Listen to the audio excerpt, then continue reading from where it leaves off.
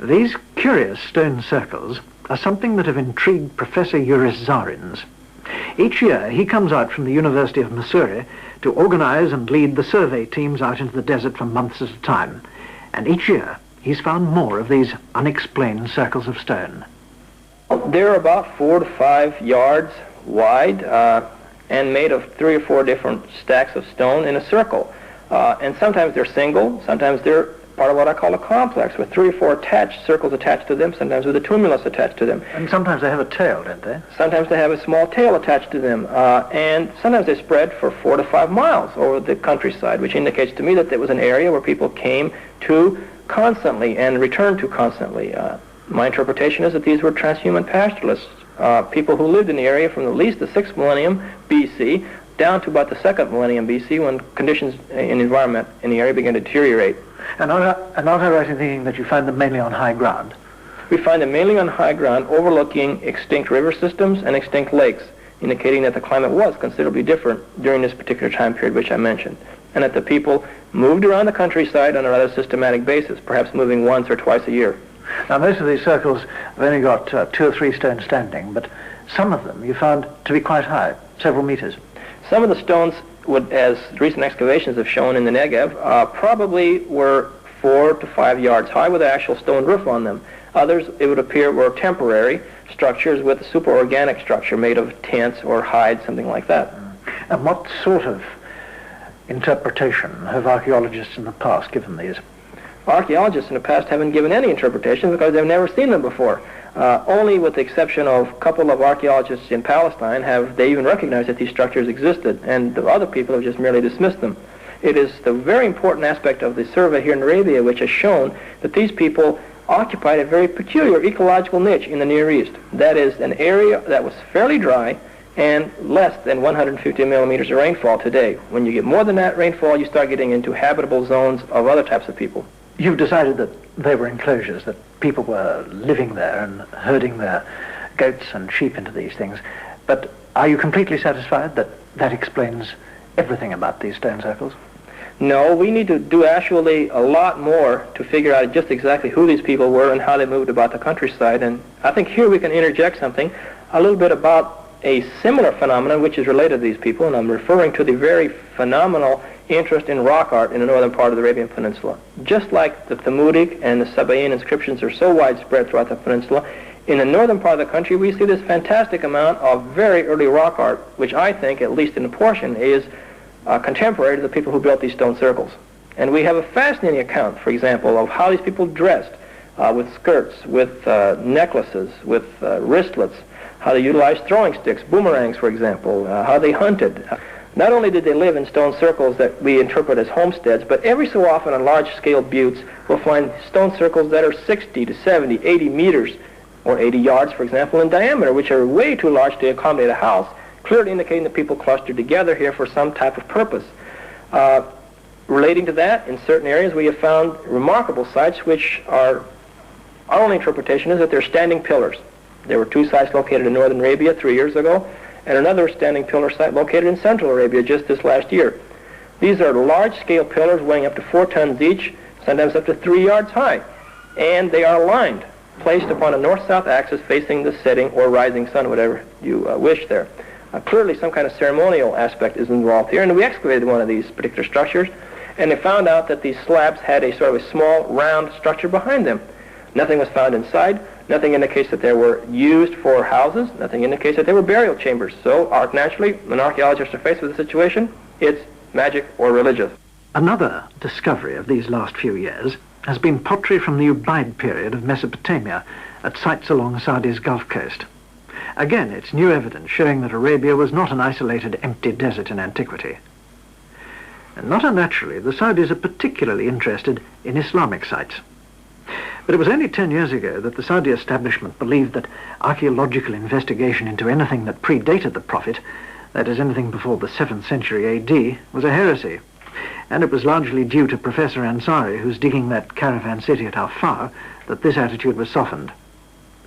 One of the most interesting projects of the Islamic period is the mapping and restoration of parts of the 8th and 9th century pilgrim highway linking the cities of Iraq with the holy cities of Mecca and Medina.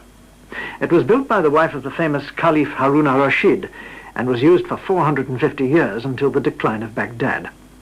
It must have been one of the finest roads in the world at the time, with milestones, flood diversion walls, water supplies, and accommodation provided for travellers all along the way. Dr. Said Rashid of Riyadh University is currently excavating one of the rest stations on the road east of Medina.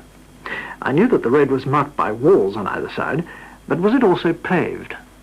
Yes, in sandy regions or in a desert region, it was covered with slabs of stones. So I presume to prevent people from sinking in the sand and their animals like horses and mules and so on. Of course, the fascinating thing is that there were staging posts right along this road, right along its enormous distance. At what intervals were these towns for the well-being of the pilgrims? All the way from Iraq to Mecca, the road was provided with main stations and small intervals, and also provided with watering facilities between the main stations and the small intervals. So how far apart were these watering stations and towns? Main stations, sometimes they are less than 40 kilometers apart. What were the towns like? What facilities were laid on? Normally, a main station, if we talk about main stations, consists of a main building, which is a palace, a big resting house, or a governor house, and also residential areas. And was there a wall around this settlement? So far, we don't know, but from historical sources, some of these were walled, some of these were even provided with bathhouses. These stations had wells as deep as 90 feet, and great cisterns or water storage tanks, of which some have survived intact and are still used by the Bedouin today. They are of different types and different sizes. You have the subdivided water tanks, you have the rectangular water tanks, square water tanks, you have the circular type water tanks, and they are of enormous size. If we talk about the, say, circular water tanks, sometimes you have water tanks with a diameter of 60 meters and a depth of nearly 4.5 meters. On the surface or underground?